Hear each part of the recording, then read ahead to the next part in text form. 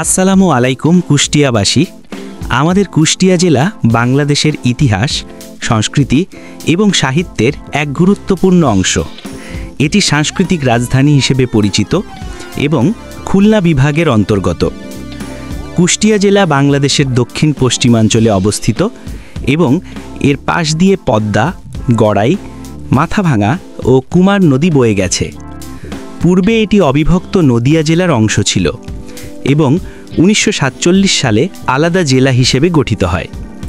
কুষ্টিয়া জেলায় মোট 6টি উপজেলা রয়েছে: কুষ্টিয়া সদর, কুমারখালী, খোকসা, দৌলতপুর, ভেড়ামারা এবং মিরপুর।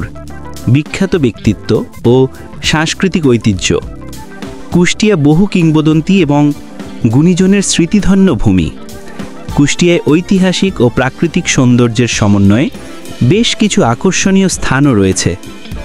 1. লালন শাহের মাজার, বাউল সম্রাট লালন ফকিরের সমাধি এবং তার আখড়া বাড়ি। 2. শিলাইদহ রবীন্দ্র কুঠিবাড়ি, বিশ্বকবি রবীন্দ্রনাথ ঠাকুরের স্মৃতিবিজড়িত ঐতিহাসিক বাড়ি ও জাদুঘর। 3. হার্ডিঞ্জ ব্রিজ ও লালন শাহ সেতু।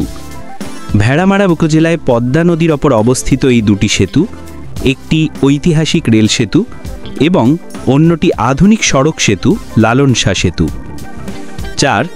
মীর মশরফ হোসেনের বাস্তুভিটা, মীর মশরফ হোসেনের পৈতৃক বাড়ি।